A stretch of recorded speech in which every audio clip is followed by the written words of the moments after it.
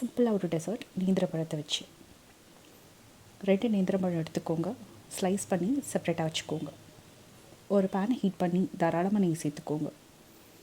நெய் ஹீட் ஆனோடனே கட் பண்ணி வச்சுருக்கிற பனானா ஸ்லைசஸை ஃப்ளாட்டாக அதுக்குள்ளே ஒன்று ஒன்றா அரேஞ்ச் பண்ணி வச்சுக்கோங்க. 2 மினிட்ஸ் அதை அப்படியே விட்டுடுங்க. நெய்யில் நல்லா கோல்டன் ப்ரௌன் ஆகட்டும். நல்ல ஒரு ரிச்சான அரோமா வரும்.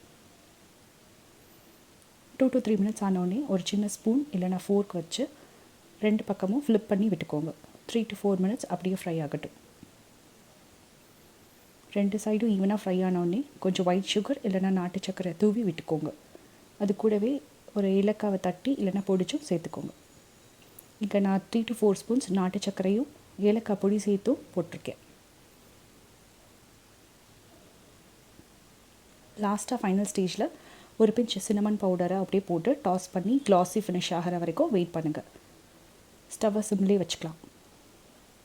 இப்படி ஃபைனலாக ஒரு க்ளாஸியான ஃபினிஷ் வரும்போது இறக்கி லைட்டாக வார்ம் ஆகும்போது சர்வ் பண்ணுங்கள். ஒரு சிம்பிளான ஈவினிங் ஸ்நாக் ரெடி. ட்ரை பண்ணி பாருங்கள்.